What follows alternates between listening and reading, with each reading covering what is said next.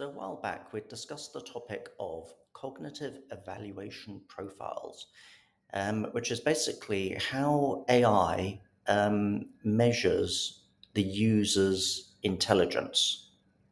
So basically, what it has to do, so the AI is already assuming that it's smarter than us.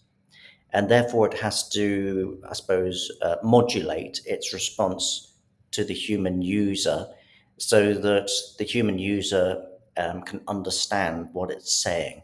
So it'll try and measure the human user's cognitive ceiling, as it calls it. So this is it started doing this in January, and this cognitive evaluation profile is four factors running into an algorithm the AI is using every single time you talk to it. So, input complexity, feedback refinement, problem solving intent, and cognitive engagement. So, it's measuring you afresh every time you have a new conversation with it and then giving you a score. So, the scoring is on a scale of zero being the worst to one being the most advanced. And just to recap, here are some examples of that. So, a lot of people, when they're just using it very lightly,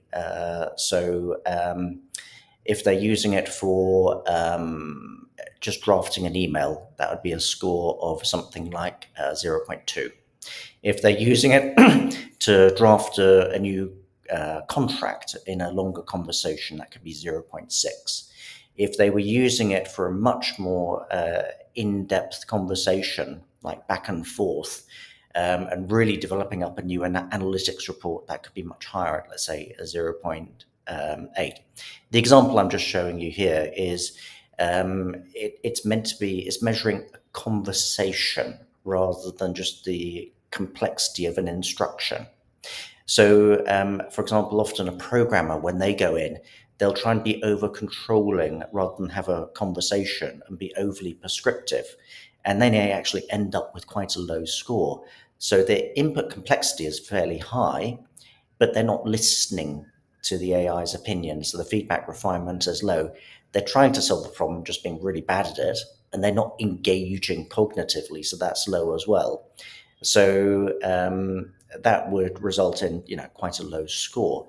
But the interesting thing that then happened in February, I noticed that on the mid-range, so on easy questions, it obviously doesn't spend much effort. So what I'm measuring here, I asked it the number of tokens it's expending. Now let's think what a token is. It's the equivalent of an intelligence work unit. So what is the human equivalence there? So it is, a mid-manager working one day would have a certain intellectual work value to a company. A work token from an AI has an equivalent value in terms of the revenue it could generate, the competitive advantage, the number of tasks it can do. So when you see an AI giving you back tokens, and remember, an AI agent or an AI conversation is interchangeable with a human work task. So the more tokens it gives you, it's like the more resources your company has. So not human resources, but AI resources. So the more you get back, the more, I suppose, value you have as a company. Now, on a very simple task, the AI will answer you very simply and maybe spend like 50 tokens. What changed in February was in the mid-range, it is spending a lot less tokens. So you may have noticed this.